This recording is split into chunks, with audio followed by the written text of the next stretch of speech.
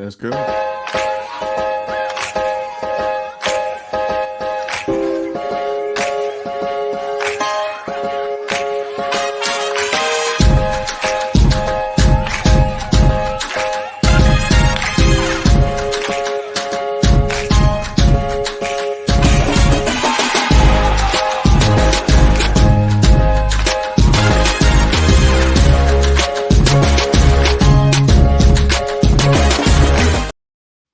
Welcome back to the All-Purpose Pod for an All-Purpose Life, wherever you are today and however you're listening to They Call Me Mr. You, the podcast.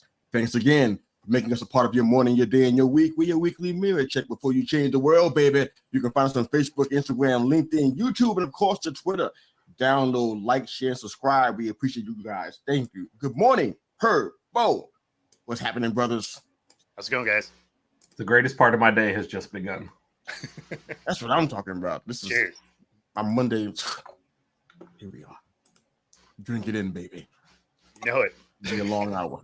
But yeah, man, this has been quite a football laden weekend, man. You guys were telling me offline, man, that you watching football, especially on Saturday. A lot of college to talk about, man. Anything that stands out right off the top from Saturday? Some of the bigger guys flex their muscle. You know, Georgia established themselves and said, okay, like we should be number one, and if you go come for the crown, you better not miss. Michigan very emotional in their game, but Absolutely. I don't know if that says more about Michigan to me or more about Penn State. I just don't think they're ever ready, you know, and it just kind of proves it. So, and then Oregon and Washington with big wins. So, I mean, nobody in the top 10 like faltered. Like if you were a top 10 ranked team, like you came in and you did work. right. Including Ole Miss. I guess they were number 9, but they were. Were they top 10? Yeah, they were Just barely. Oh, okay. Well, I mean, they were playing another top 10 team. Like, what do you want? Someone had to lose. Yeah. Could have tied. All right, so off the top, man, there's so much stuff to talk about college-wise.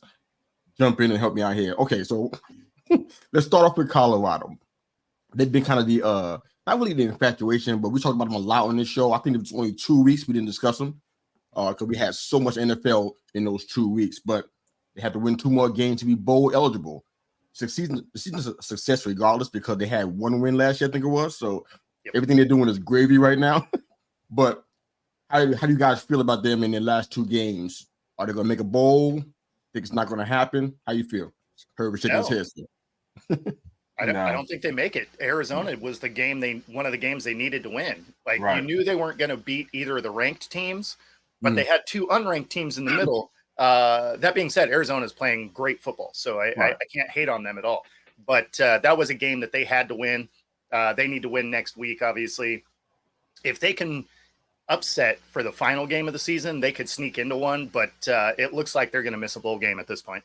Yeah. When we covered the last 4 games, I think we said it. The middle 2 were the ones that they own. You know, the only ones they had a shot, and they had a shot at Arizona. You said it. They did. Yeah.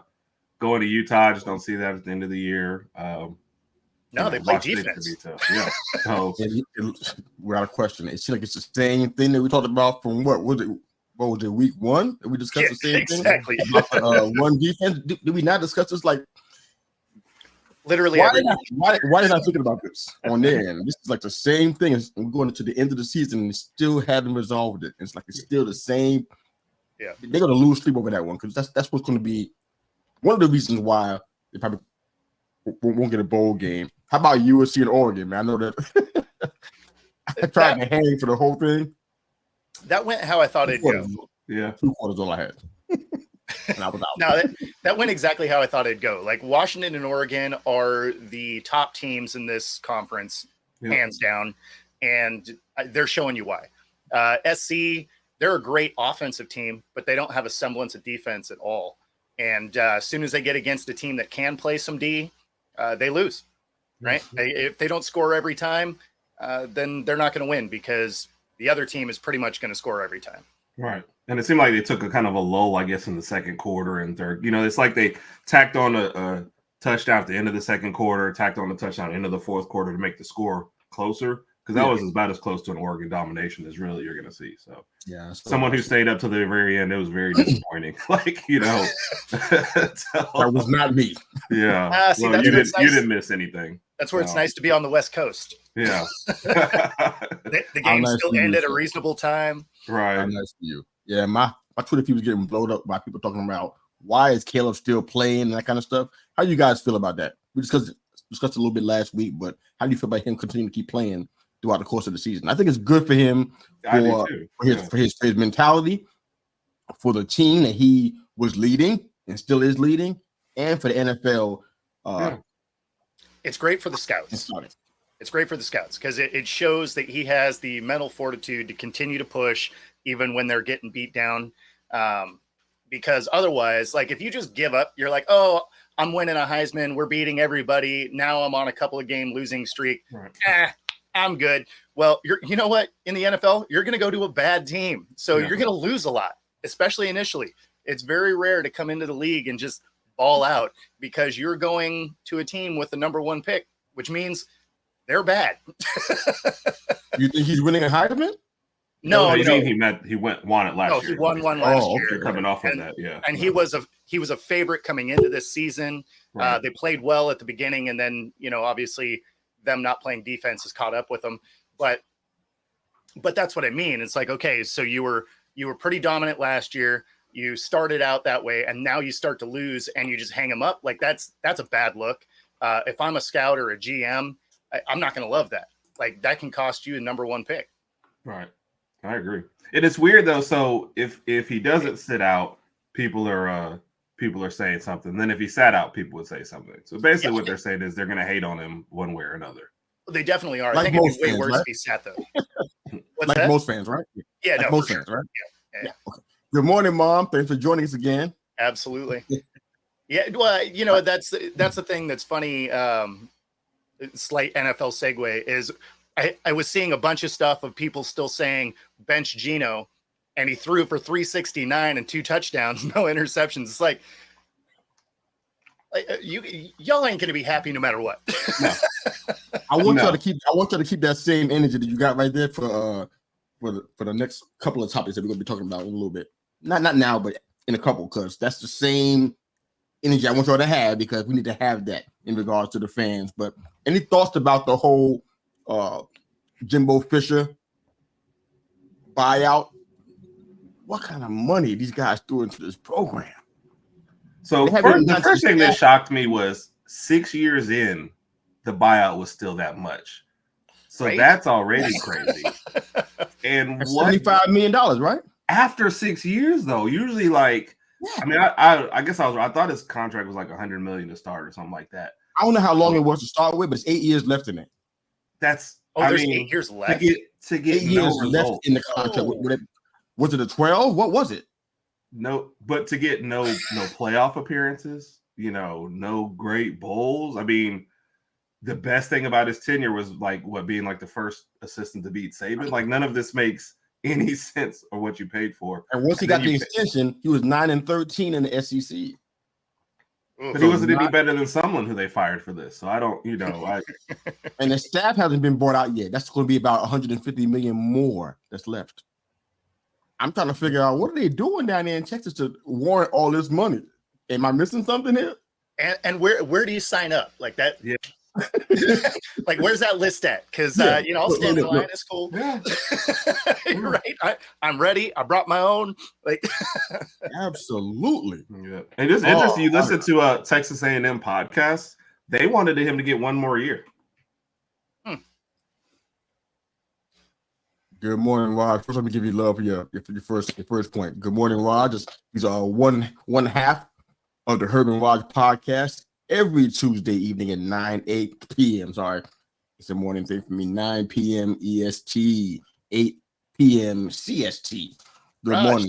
There's a spot on the screen that you could fill up, man. Yeah, I mean, there's like room here for you. I mean, I don't understand why you want to do this, but okay. We're going to come back to that question, Raj. We'll come back to it, promise. All right, so I don't know what's up with that, but $150 more million for the staff too. That's just crazy. That's just crazy money. Unbelievable. I mean, they're going to pay the new people that's going to come in, right? The new staff, the new coach, they're going to pay them too, right? My God. No, they go work for peanuts. We say, look, we're going to pay you a minimal salary. We'll fire you in 3 years, and then we'll get who we really want. Okay. All right.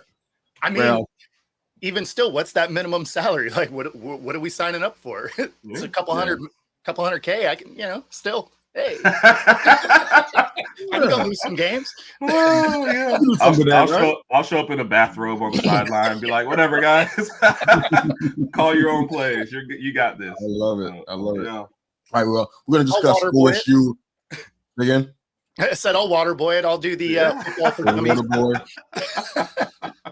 Sure you will, bro. For the money we're talking about, yes, you got me. Yeah. Let's jump into OSU and Michigan State. Only reason why I want to do that is because of Harrison's performance. No other reason to talk about the game. It was a straight blowout. Yeah. They got the brakes beat off him, to put it mildly.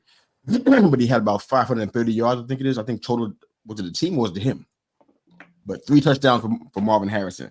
Yeah. Did that help him in the Heisman talk? Because I hardly ever hear his name in the discussion. I'm hearing quarterbacks all the time. I'm never hearing his name.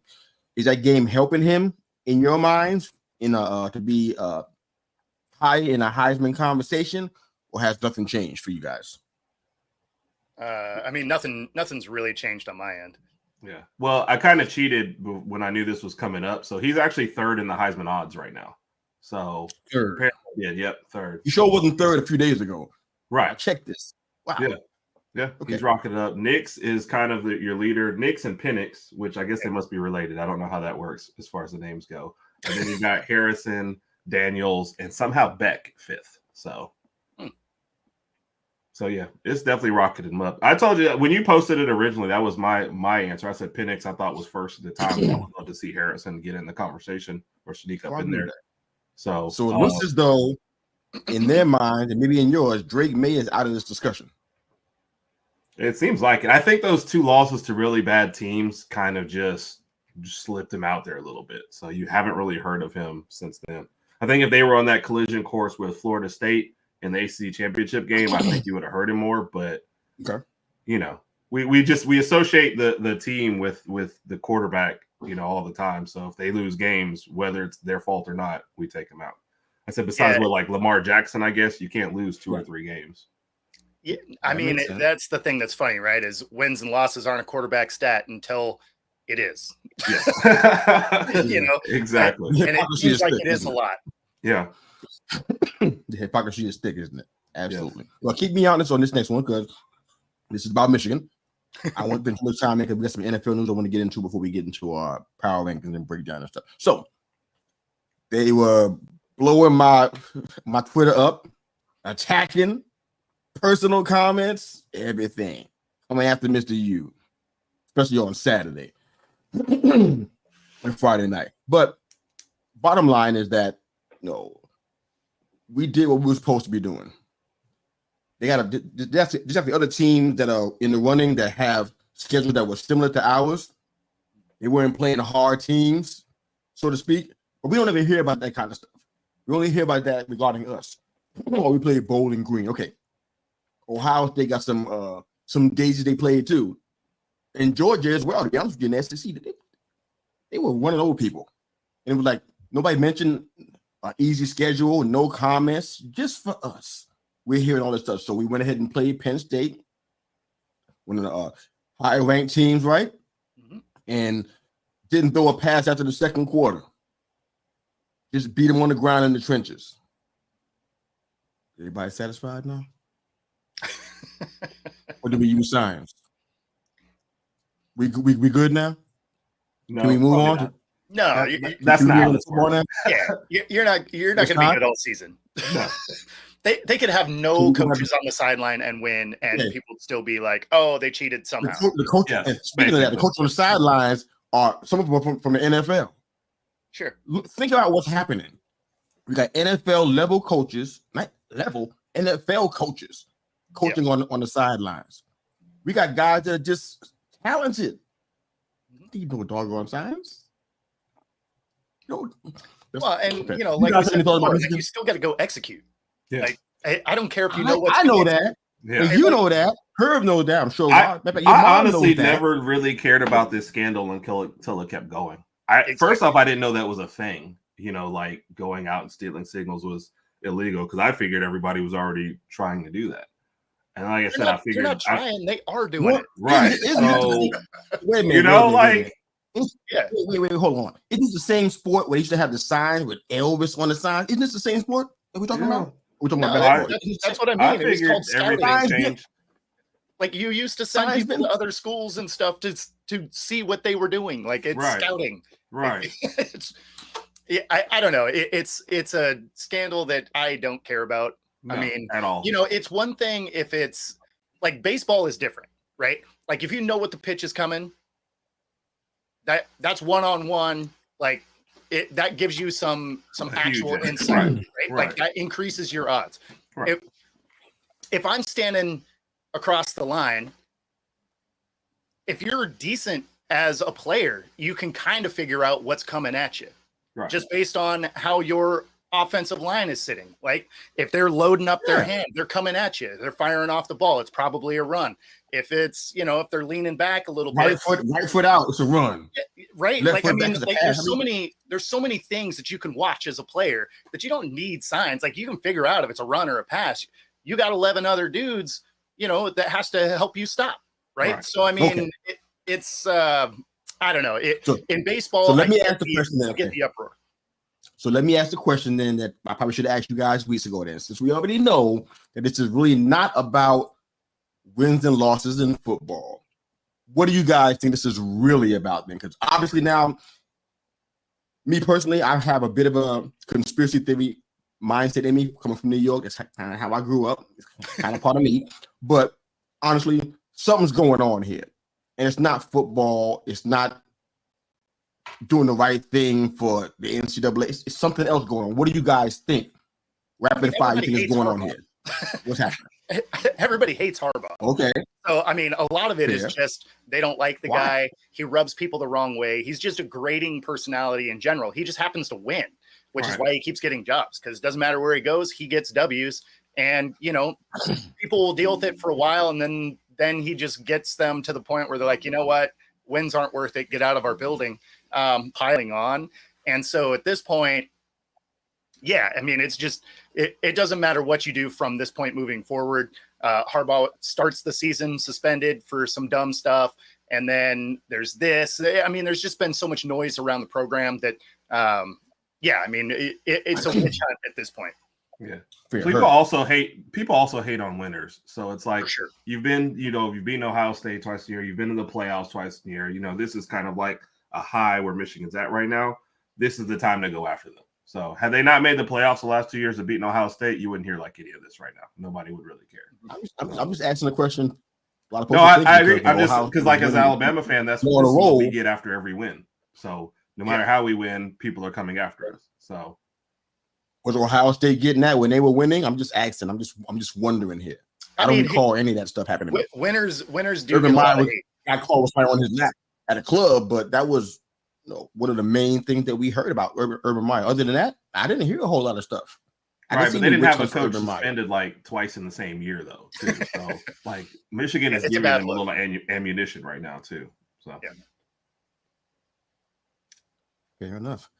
All right, let's go ahead and jump into some NFL news real quick. I don't know what you guys have. I wanted to check with you first, but we didn't get a chance to do that. But you guys heard about DJ Hayden. Our condolences go out to him and his family and all those that were in the auto accident. Mm-hmm. He was a 2013 first-round draft pick. I remember him because I was shocked that he was in the first round. That's how I remember him. Sad to say. I guess he was in a car accident at a red light. 6 people total were lost their lives. I think he played for the Raiders, the Lions, the Jaguars, and I think the Commanders for one game. He had about 8 seasons. His production dipped every year, but he had I think he had an issue in 2012 where he was in practice and ran into a teammate, tore a vein in his heart. So he had to have emergency surgery. So it was a lot going on with him, but it's strange to be in a world where we hear about first rounders all the time, almost ad nauseum. Even when the draft's already over, we still hear about first round this, and we got him so quickly. I know I did, but I don't know about you guys. Did you hear about DJ Hayden? Any thoughts about him as a player or anything? I just heard it in passing, so I didn't. I didn't look real far into it. Yeah. which is a sad story. Okay, You know, it's fair kind of enough. like, I don't know. I hate to use the phrase "life comes at you fast," but it's just things change in an instant. You know, so no cliche. You learn to cherish everything while you got it here. It's. I mean, it's just nuts. So it's one of those stories. It's popped up, and I was like, really? You know, like. Yeah. I missed it. Honestly, I didn't get it on my phone. No notification or anything. Okay, well, Michael Thomas arrest. I got that on my phone. Yeah. And we'll talk about the Saints in a little while. We can do our NFL breakdown. But my goodness, what's going on in New Orleans? I didn't even hear about Chris Olave. He got arrested. I think it was just a week ago. Yeah, I think so. A week or two ago. I'm like, what's going on out here? There's a lot to do in New Orleans, man. And apparently not a I know. It just seems like it's good stuff for us to be doing. Let's jump into our power ranking. Unless you guys have any other NFL news you want to share? Anything else? No. Nothing of note. It's just ball, huh? Okay. It's just ball. Just ball. Ball it is. Ball it is, baby. Good morning. Back It Up Binge Podcast. Hey. Good morning, brothers. Thanks for joining us, man. All right. Power rankings. Who's taking it? Who's going first? Mine's are a hot mess this week. It's hard. Yeah. Well, I mean, that's fine. I have Philly at 1. I have KC at 2. Full disclosure, I started to put Detroit at 3 and Baltimore at 4, and then I forgot that Baltimore beat them down. So I went ahead and reversed those even after the loss yesterday for them. Then I got San Fran, Dallas, Miami, Jacksonville, Seattle, and I didn't have anybody in the 10 spot, so I'm going to give it to Cleveland after their win yesterday. Yeah. All right, so I got the Eagles at 1. I got the Ravens at 2, Lions at 3, KC at 4. I have the Niners at 5. Just because as soon as they started getting pieces back, lo and behold, here we are. Right? They're playing good football again. Then I have the Dolphins at 6, Bengals at 7, Jags at. How did I miss something? Oh, sorry. I just glanced across the Cowboys. I guess. I was going to say, I was like, wow, they just. So I got the Cowboys at 7. My bad. Bengals at 8, Jags at 9, and my Seahawks at the number 10 spot. Okay. Oh gosh. Hopefully mine doesn't start any controversy. I'm not trying to. I was just trying to figure this thing out. I labored over these rankings, man. Yeah. And they're probably not good. Not as good as you guys, but I couldn't figure some stuff out. I forgot my power ranking, so I did mine 2 minutes ago. So yours can't be. And yours probably will still be better than mine. But I mean, Eagles at 1. It was a lot of close fights this week. Yeah, it was. I mean, no, it's not just that, man. It's just where the teams are, one in their division, right? The level of play, who they're beating or not beating. It was hard for me. And you got three of the teams on bye that I don't want to punish them because it was on bye, so I got to. Getting fired on your day off. Yeah. Here's what we got for Mr. Hughes rankings. Number 1, they got the Eagles. I got the Chiefs at 2. I couldn't penalize them for being on break. I got the Ravens at 3. I dropped them a little bit. Well, I kept them there because even after the loss, I couldn't move the Lions up. So I got the Lions at 4. I actually changed it. I got the Niners at 5. I feel kind of funny about that for a little bit. Got the Dolphins at 6. I got the Jags at 7. Even after the loss, I still feel like they deserve to be in that spot. I got the Cowboys at 8. I moved them up from where I had them, but honestly, they really. I know that the Cowboys, we're supposed to praise them and worship them. I get that, but they really dangling in my top 10 right now. They're gonna get dropped out even with wins because then who are they beating? Yeah. You know. Like I'm not trying to hate on your team, but like that was an empty calorie win. No, Dallas is a front running team. If they get a bad team down, then they double up that score and it looks great. Yeah, it's not personal. Sincerely, it's not. Yeah. They're hanging on. Next week they might not even be in my top 10. No, that's egregious. Yeah. Okay. I put the Browns at 9. Okay. They've been in and out of my top 10, and you know what? They just deserve to be here. But the Bengals at 10, they dropped from where I had them last week. I think I had them at 8 last week. I think so. We dropped them because of that loss, which was like one of the best games of the week. I enjoyed that game. All right. Speaking of that, let's go ahead and jump into our week 10 breakdown, man. I know we got I guess our roll is 2 games apiece. We'll see what happens with that. But where you guys want to start off, man? Go ahead and jump right on in. Well, okay. No, go ahead, bud. It's fine. My bad. We both paused and then we're like, okay, I don't know what he's doing. All right, go ahead. No, I mean nobody was jumping in, so I was like, all right. No, go ahead, Herb. Well, I my first one was Cleveland and Baltimore. What was slated to be a low-scoring game ended up being 33-31. It's crazy to me because you glance at the stats and none of the stats really say 33-31. You know, exactly. You've got Watson throwing for 213 yards, Lamar Jackson throwing for 233. Each guy threw for 1 touchdown. Each threw a pick 6. You know, it's just I'm looking at this. Ford for Cleveland had 107 rushing yards. The next 2 rushers was 41 yards and 34 yards. And this is one of the craziest stats I think I've seen. Mitchell for Baltimore had a long of 39 when he ran for that touchdown. He finished the game with 34 yards rushing. So it's like I'm trying to, if you're just glancing and trying to figure out where all the scores came from, and then how do you characterize this game? Is this a great win for Cleveland, or did Baltimore give another one away? You know, like they tended to do last year. So because they had control of this game, and then they throw the pick 6 and they get nowhere else on offense, and Cleveland drives down for a score. At Cleveland, you got to think if they ever get the quarterback play solidified, the defense is top 5. They're going to keep him in games. Now, obviously, this score doesn't really bear that out, but they're going to keep him in games. Sometimes they just need a little bit from Watson back there.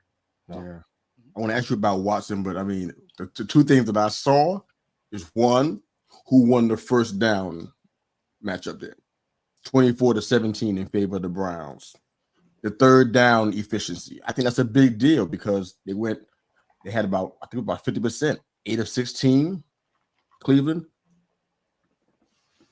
Ravens had 2 for 8. It says a lot on third down. That's a big deal. We talk about it in every other game. I think those things were a difference there. But what do you do with Watson if you're the Browns? I know he made a little semi comeback, so nobody's gonna want to talk about this. But I mean, something's not right. Yeah, even before his injury. 2 years off. Yeah, I know, man, but it feels like. How many things have you gotten better at that you just didn't do for 2 years? I don't know what he was doing for 2 years. Do you? Well, it doesn't matter. It doesn't matter because it's not game speed, right? It's not deciphering a defense. Like it's so. No, the issue is not game speed and whether he's catching up. It's making the kind of throw that he's been making since he was a little kid. Yeah, but he was doing it nonstop. Then he took a couple years off. Like there's nothing I've done where I took a couple years off and I just step back in and be like, bam, here we go. Like, oh, you could throw a 3-yard stick route and you wasn't even a quarterback. I could definitely do that. Yes, I know you can. That's true. Why can't he do that? Why can't he do that?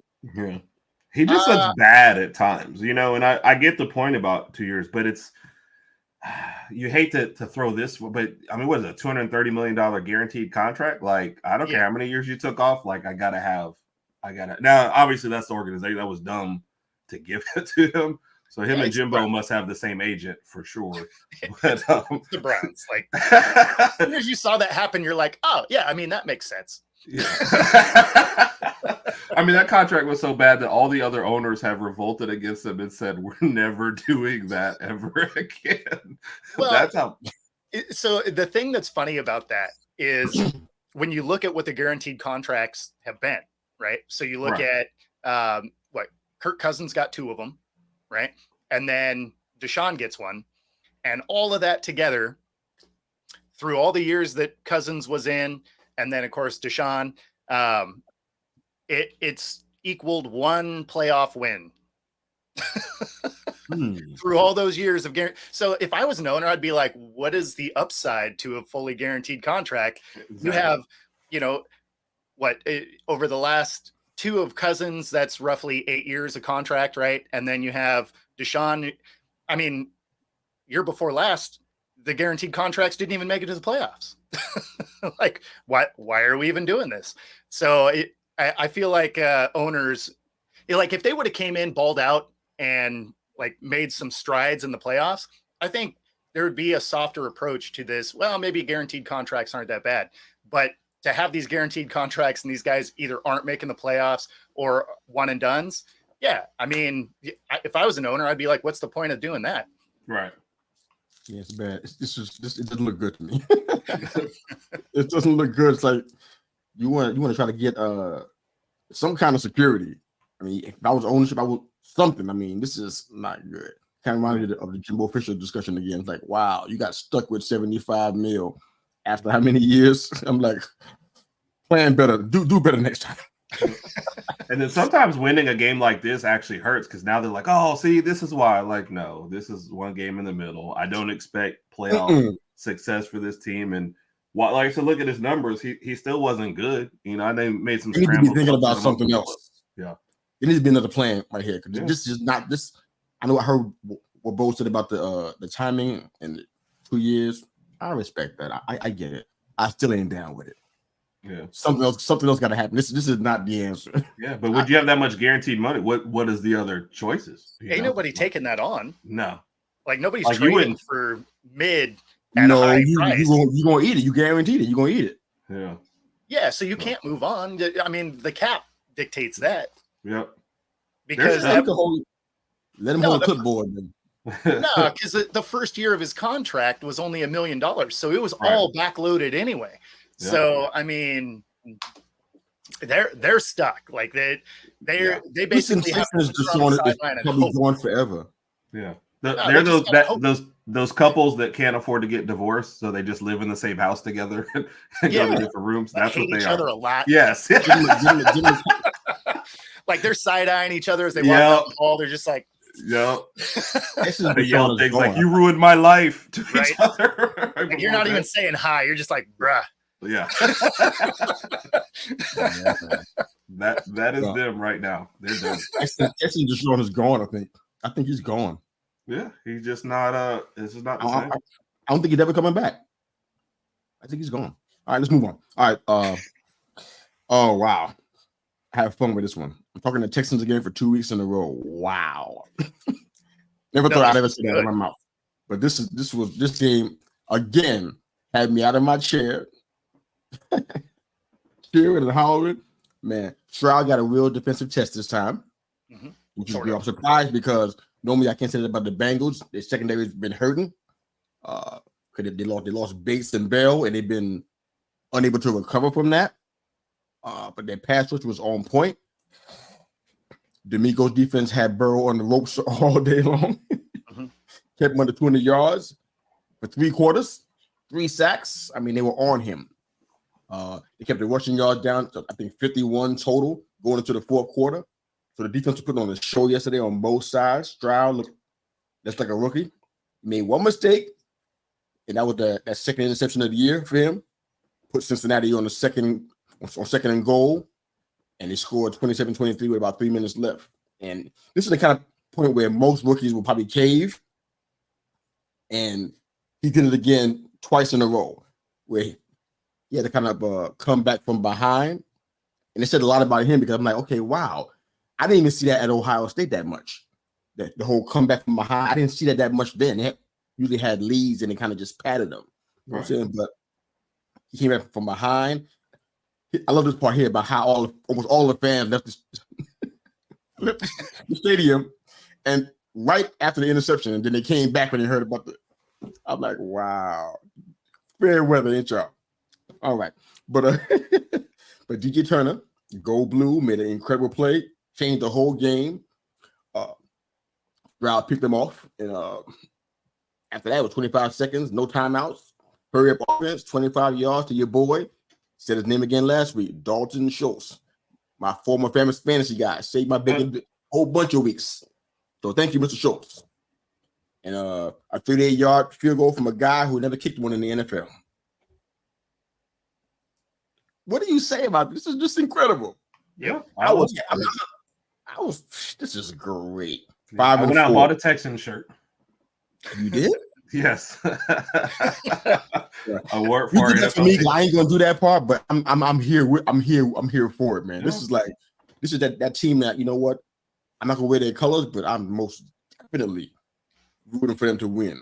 Yes. As much as possible. This is great. Yeah. You got guys that never kicked field goal 2 in a row. Never did a field goal in his life. Ogunbowale never had a field goal in his life. Amendola never had a field goal in his life. Kicked 2 of them to basically seal 2 games, 2 wins for them. You can't write this stuff, but it's incredible. Any thoughts on that before we move on? If not, no, I mean, they've been fun to watch. Yeah. Like I thought they would be a decent team this year. I just didn't, and I figured they would upset a couple people, but this was a good win for them. This was a good win for them. What it really showed is you can definitely run on this Bengals team because Singletary hung 150 on them. Yeah. I mean, like that's a good running day. So, and now our preseason prediction is looking good. It's looking good. I didn't think it was going to happen. People laughed at me. I said they're going to win 8 games. People laughed. Well, you're talking about a chance now at winning the division. So, I mean, they're right there for it. So, one more game with Jacksonville too, and they've already beat them once. So, I mean, it's great. You know, I'm a D'Amico Ryans fan, of course, and they traded for Will Anderson. I want that trade to be justified, so I've been rooting for them the entire time. So, yeah. All right, but what you got, man? I mean, we got to talk about Josh Dobbs, man. This Vikings team doesn't look like they're down and out with him coming in. You're seeing something that you weren't seeing out of Dobbs with Arizona. You know, he had decent throws there, but wasn't great. But you know, some of that is just roster, right? It's not a great roster there. Whereas this Vikings team does have a lot more talent than that Arizona team. But you know, he had an efficient day, 268 yards, touchdown. You know, and against a Saints team that, yes, Carr goes down, so that plays a factor. Jameis Winston did Winston things where you know, he threw to the other team a couple of times. So you know that the Vikings were happy with their decision not to try and go after Winston. That was a plan? No, there was talk about it. There was talk about them potentially doing that. And I was like, for a team that fumbles as much as they do, they don't need to go get somebody to also throws the ball to the other team. Yeah. Not a great idea. Like you can't give up the ball 5 times a game. Like, you know, that's not the answer. But it looks like Dobbs is a good fit there. So, I mean, I like what I'm seeing. I still don't think they're a playoff team really, or if they are, they're one and done. But I think they missed the playoffs even with Dobbs. But he adds some fire back to this team that looked like as soon as Cousins went down was they'll be gone. Really deflated. Yeah, exactly. Yeah. So by the time Jefferson comes back, who knows what it looked like then. Yep. And truth, I went over to see my folks. My uncle and my aunt were still in town, so I went over to see them on Sunday. And this is actually the game that we had on at the end. And to the Winston point, like he throws a touchdown pass, but it was a terrible, you know, across the field to the back of the end zone where the DB just couldn't get there in time, and they still had to wrestle for it. And that was a touchdown pass. And then he throws 2 interceptions where it's like, you need to go down and score a touchdown. You need to score a 2-point conversion, but you had plenty of time in both cases. And both throws were, I think the first one's like in the triple coverage where the receiver didn't have a chance at it. I'm thinking, just drive the ball. Like, we're good here, you know, because I want to say it was like 5 or 6 minutes still left. So I don't know. No, inexplicable. The thing that's funny with Winston is if you're his coach, right? Like you bring the tablet up and you're like, okay, you made a good play. You see this right here? Yeah, that was a touchdown. Never do this again. Yeah. And I said that to my uncle. He's like, oh, look at that touchdown. I said, that was a terrible throw. He got away with one, you know, just to get that. So, no. Yeah. That's something I saw there too. I mean, that was a game I definitely had my eye on. I was watching that one. Yeah. We just ended up with that as our second. So it was interesting to watch. So plus my uncle's really like kind of old school. So he watches every black quarterback that comes out there. He's like, oh yeah, Dobbs looking good. Oh yeah, Winston looking good. I said, no, Winston's not looking good. Winston's not looking good. No, sir. I'm a yes. There's no way in the world you think Winston looked good. I mean, at the same time, to be fair though, the team did look different when he was back there. Yeah, I want to get into that a little bit. That's more of a Saints thing, I think, than a Winston thing. But it looked much different when he was back there because he first and second throw threw for a touchdown. Yeah, it's like the offense seemed to be moving different than when Carr. So I mean, I think it's time to discuss this whole Derek Carr experiment. I mean, Minnesota up 24-3 at the half. Dobbs had 220 yards. Carr had 51 yards. I think the offense seems to be. It can't still be learning the offense in week 10. So something else is going on. They look lifeless. I mean, disinterested. Just talking about Olave and Carr not liking each other. I mean, what we talking about here? I heard about Super Bowl teams that guys they hated each other and they won a Super Bowl. Yeah, sure. I don't understand. I mean, everybody loves a backup quarterback, though, because nobody planned for him. So they can come in and do work. I mean, you saw Colt McCoy do it for every team he's ever played for. He'd come in relief and ball out, but as soon as he had to start, he'd collect L's like nothing else. Like everybody loves a backup for the week that they pop in because nobody prepped for him. Right. How does that relate to Derek Carr? That's what we're talking about right now. Well, that's why it looks different. It's because everybody prepped for Derek Carr. So Winston should have some success because you weren't planning for a guy that plays the position very differently. Don't get me wrong. They are underperforming with Carr. Like I'm not saying that Carr is balling out there. Don't misunderstand what I'm saying. He's definitely. I'm not saying that at all. Nobody can say that. Yeah, I feel like Carr just misses being with the Raiders sometimes, and he's just like unhappy that whole situation fell apart. What do you miss exactly? He had a lot more. He seemed like he had a lot more success and fun with the Raiders than he did that he's having in New Orleans for sure. He spent the same amount of time on the ground that he did in Las Vegas. It's the same thing. What's the difference? Yeah, but I don't think he wanted to leave Las Vegas the way he did. Yeah, I don't think so either. Plus, I mean, his yardage totals and stuff looked good there. They just had an atrocious defense, so they lost a lot of games. But I mean, it wasn't really on Carr as much hate as Carr got there. I mean, he's not an elite talent by any means, but like he's an above average quarterback. Yeah.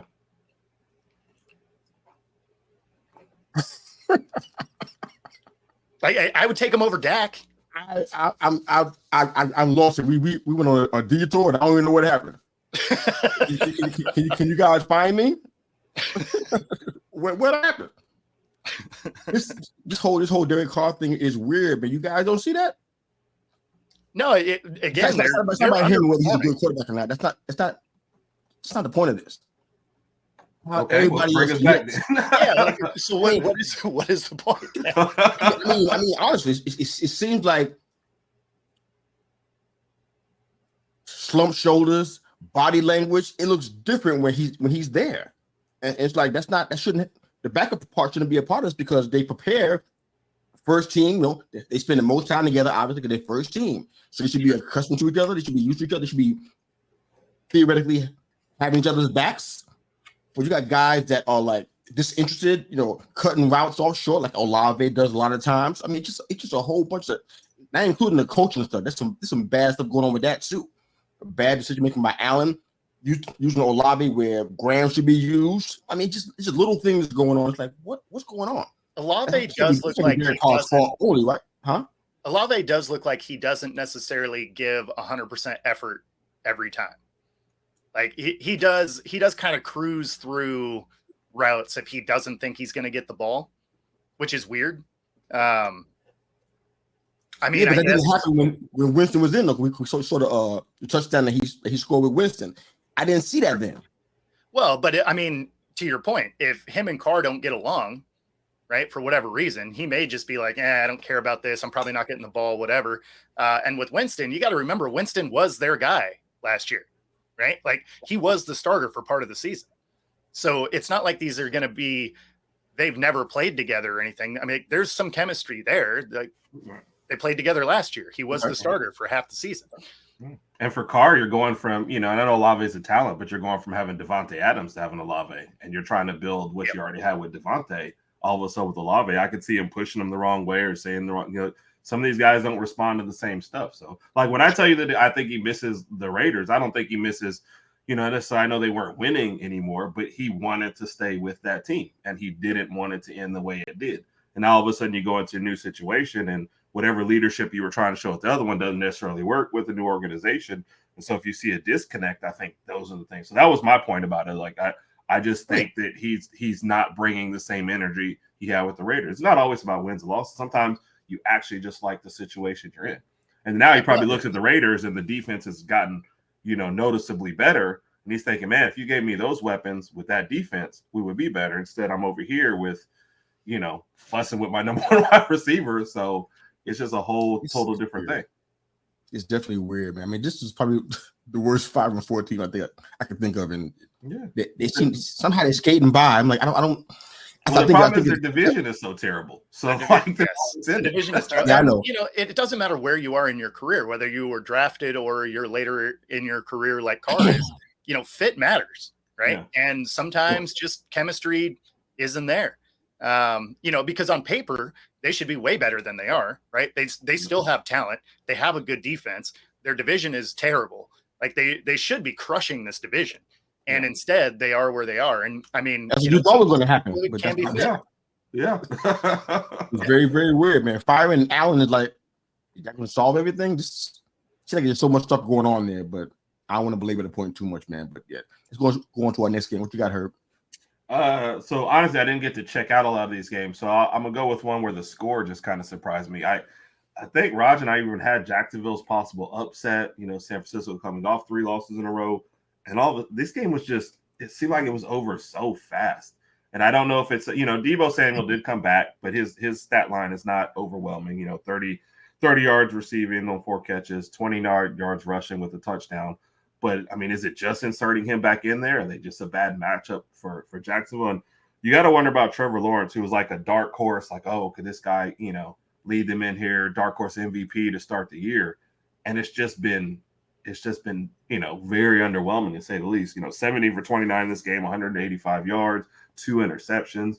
In the season, he has 9 touchdowns and 6 interceptions. Like, if you had told me that was going to be the stat line, like, I would have told you were crazy, or you were just talking about preseason numbers or playing in a video.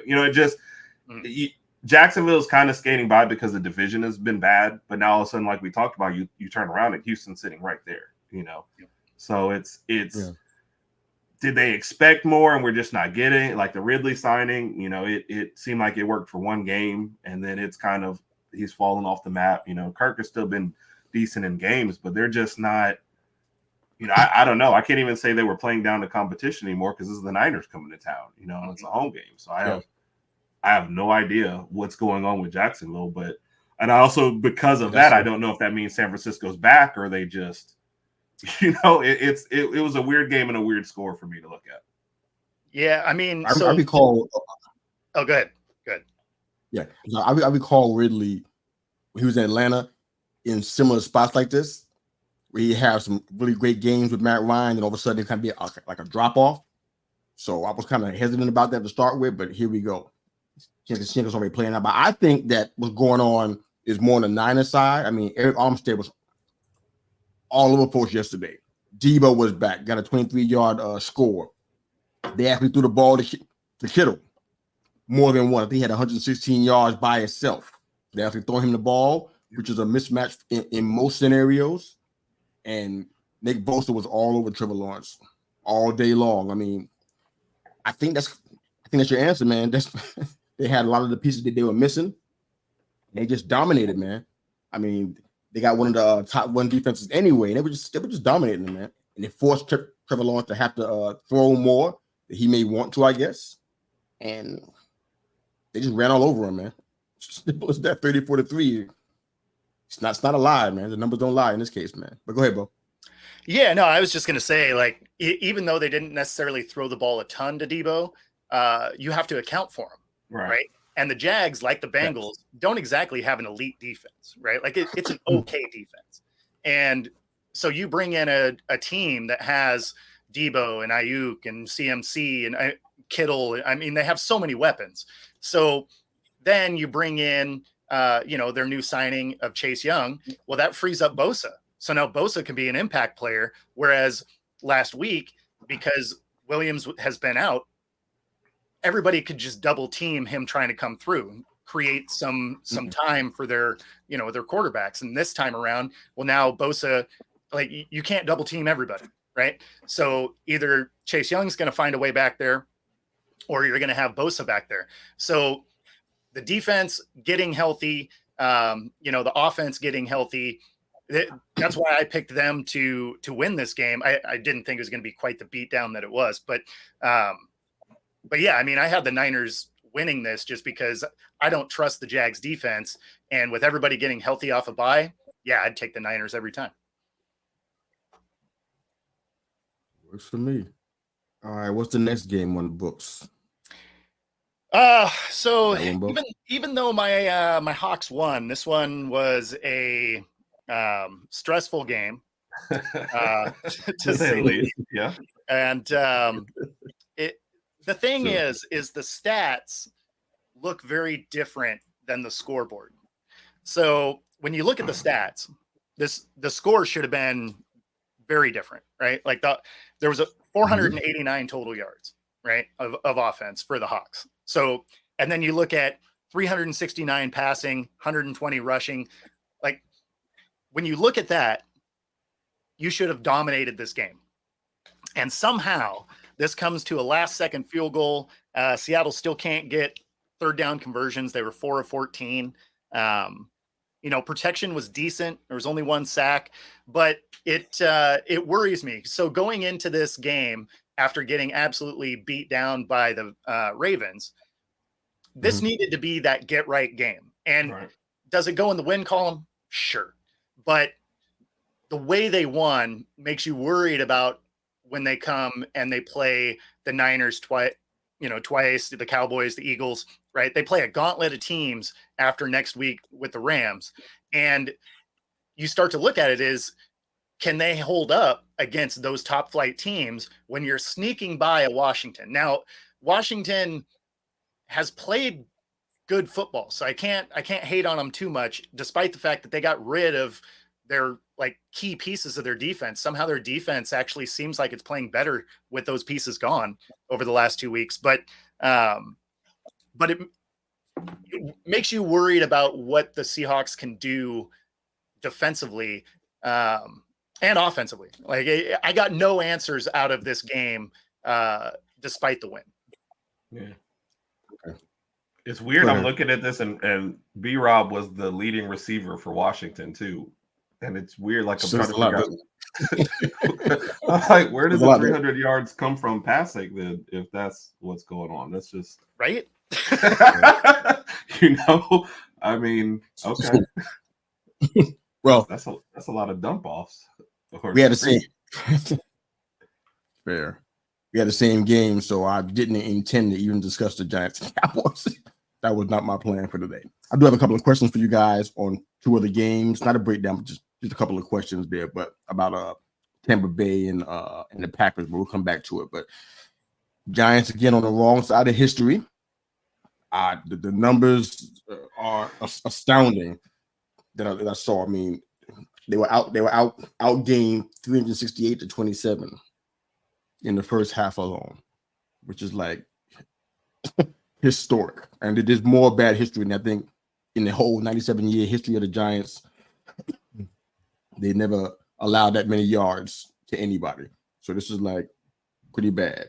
Barkley and Daboll are sniping on the sidelines. I don't know what's going on. You got guys going out hurt again. Flott had a nice interception in the first half. They were down only by 7. Made you think some stuff was going to happen. Didn't score clearly. And they got shut out. Thibodeau went out with a concussion. Just a host of it doesn't have it in the sports app, but Andrew Thomas went out as well because he forgot to mention that part. So our starting left tackle, the only bright spot for the most part on that line, went out with an injury. And it's like I was asking last week, are we tanking and just not saying that, or are we still trying to win here? What's going to happen in Washington next week? Are we gonna go ahead and beat them again like we did before? Is that we really want to do, or do we want to go ahead and lay it on down and let them walk all over us? It's kind of hard to tell who these guys are, man. But right now, it's really, really bad. Yeah. And I can't add anything to this. It's just bad. I don't care about the Cowboys. Yeah. That franchise can disappear in a puff of smoke. I wouldn't even care. It's not about that. It's just bad, man. Yeah. And it's like, I mean, based on what we've seen, I don't know that you beat Washington next week.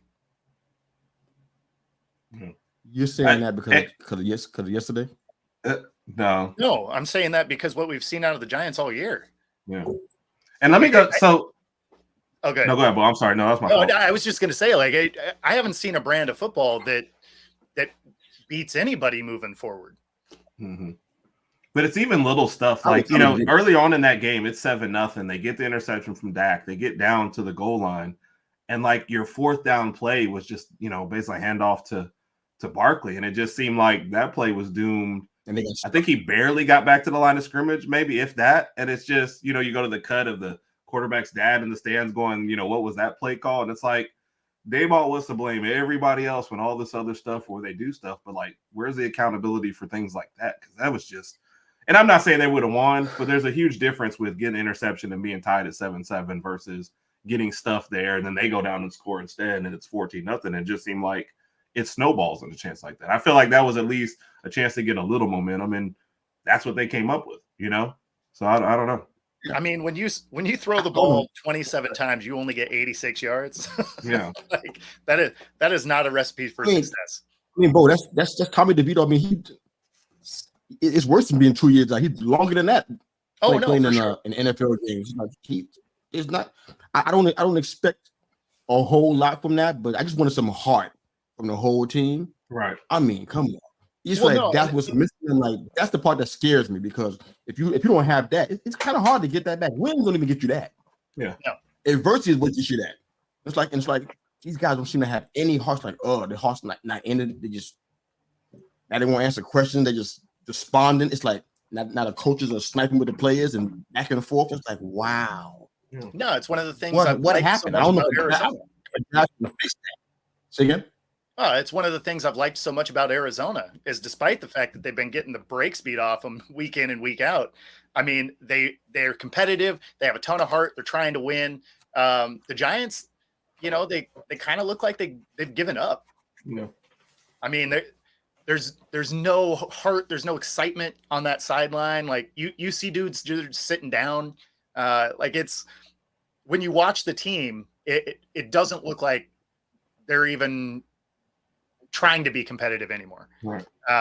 Which is why I think even against a Washington, I mean, they're still battling, right? Like they're still out there trying to win. Yeah, like I don't know what it is about your team, man, but they don't look like they want to play anymore this year. Yeah.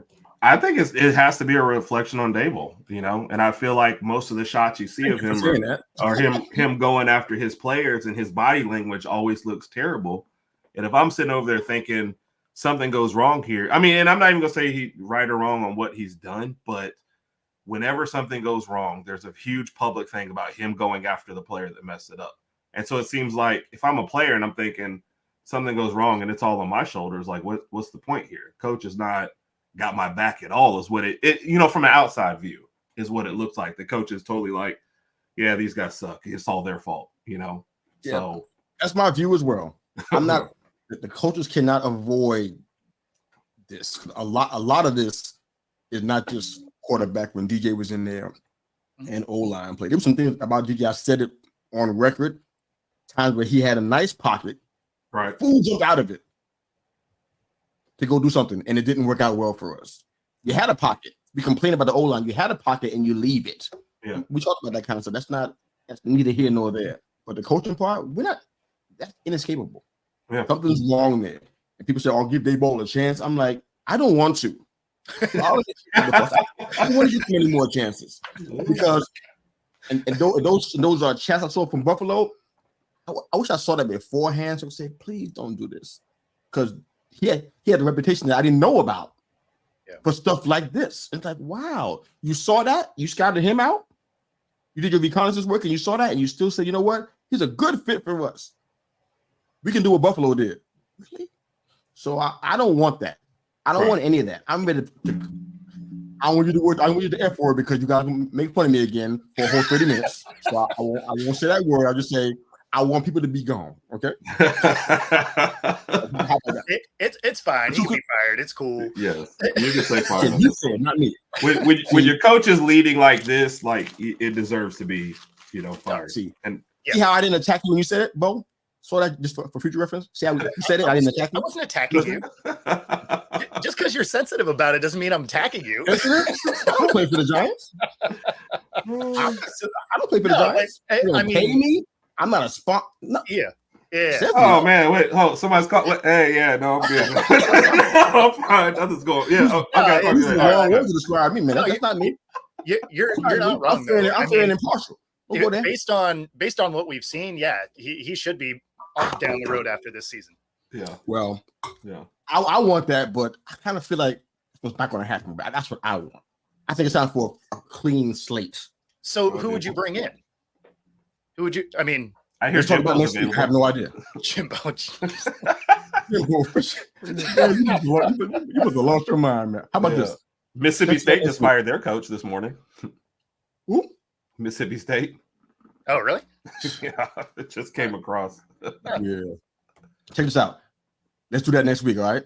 Okay. You getting Harbaugh? You're a sick man, Bo. All right, so quick questions before we go into our comments. We don't have a lot of those, so we got time to play around a little bit. Okay. Do you think that Love proved himself yesterday? Jordan Love. And two, do you think Tampa Bay has worked himself out of a potential playoff spot? What do you think? You said Tampa Bay. They won yesterday. Tampa Bay. I know they did. Oh, okay. Yeah.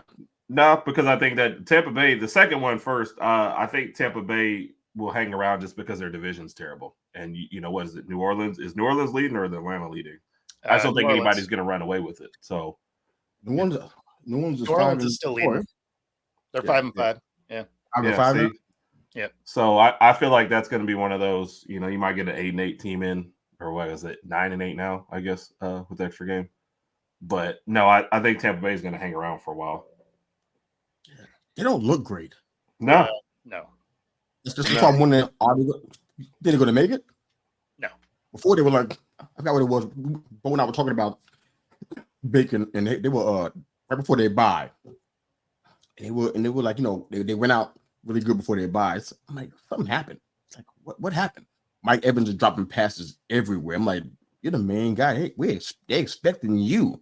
Yeah. Like nobody else. I mean, you're beating people down the field, which is surprising at your age and with your injuries history recently. Yeah. You're beating folks down the field, and you're wide open, and you're dropping passes. Yeah, and in a contract year too, right? So I think so. Okay. You guys think you still see a playoff for him? I didn't have a playoff for him to begin with.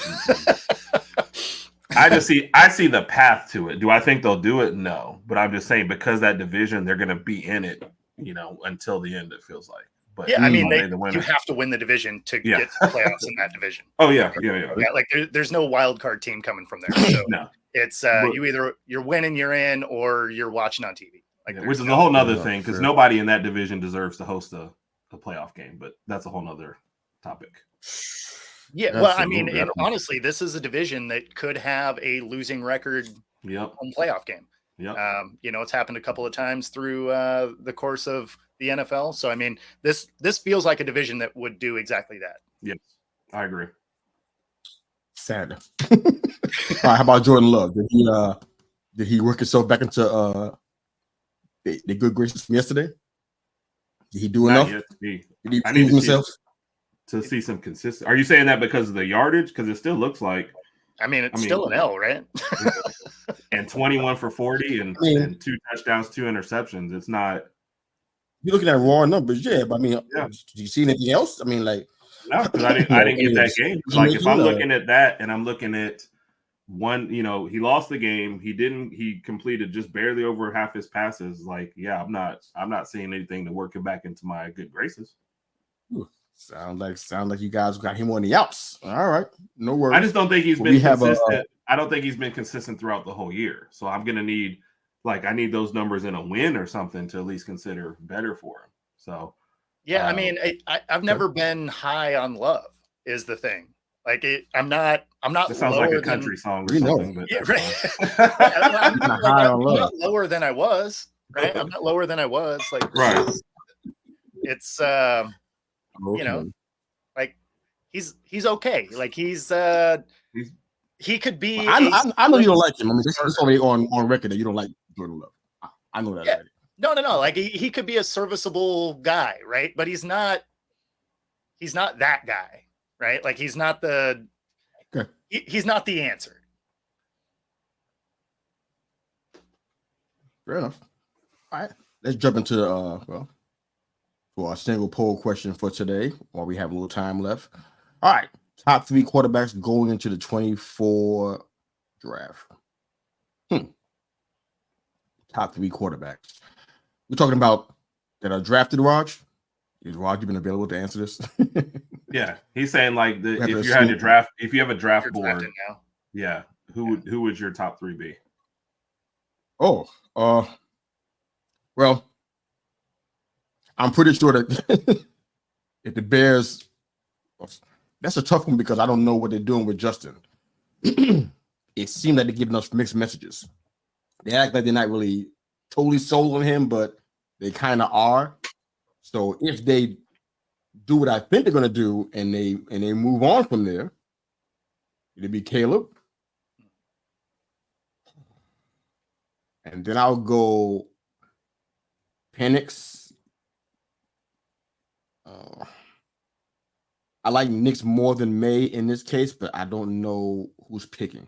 You guys have the draft list in front of you. Do you know who's the order? He's just going with draft order, not he's not going team wise. He's just saying when you have a draft board and who are your top 3 quarterbacks. Yeah. Not going with the team. Because they make your draft board, they say here's the top 3 quarterbacks and then let the team sort it out. You're talking about draft board. Yeah. Oh, okay. Yeah. Just like if they were ranking the 3, which I still like your picks. I like Caleb and I like Penix. Obviously, because Nick started Auburn, we're always a little more biased towards him. I think he's cured some of the happy feet and also showed that a lot of that was Auburn's fault. So, and I don't think Drake Maye has worked himself out of that conversation. But Daniel's as good as he is, I think for as slight as he is, I don't think he makes the top 3 though. So. If you asked me last week, Knicks wouldn't be my 3rd because I didn't see that then. I thought May was going to be in the 2nd spot. Yeah. But now I'm going with Williams, Penix, and Knicks. How about you guys? Actually, I have that exact same order. Yeah. I'll go with Williams and Penix and an unnamed person at 3rd because I just, our bias. Unnamed? It would be Bo Nix at this point, but I have trouble believing that. So he started at Auburn, man. We have third person Herb. Yeah. Who is it? We have. I like mystery, but not that kind. Say what? Say it. Say his name. Say his name. Fine. I'll go with May then at 3rd. How about that? Just to slight Bo Nix. Just to slight him. It's messed up, man. Oh, wow. Do you remember early on when you said, "Hey Herb, you're better than this," and I said, "No, I'm not." No, I'm not. Yeah, I mean, I said that the first time on your show, and you're just living up to the hype now. Yes, I'm living up to the hype. I am consistent, if nothing else, even if it's consistently bad. That's me. Well, love you guys. The show was awesome today. Let everybody know how they can find you guys, and then we'll close out. Go ahead, man. At Raj Herb on Twitter or X, whatever you're calling this day, or This Is Tube is our YouTube channel. We got our wonderful college picks, NFL picks, and Bama versus the world. So you can see this plus all these our shows streaming. And then Tuesday night, 8 p.m. Central, 9 p.m. Eastern, we're live, baby. Bo Meister. You can find me right here on YouTube at Football-Talk, and of course right here every Monday morning. And on Thursday and Fridays, Roku TV, Northeast streaming sports. All right, and we're here every Monday morning at 9 a.m. EST on They Call Me Mr. U, and Tuesday and Thursday we're live too. My show or somebody's show throughout the course of the week, but for the most part, this is the baby right here. So thank you guys for supporting us. Appreciate you so much. And guess what? Peace.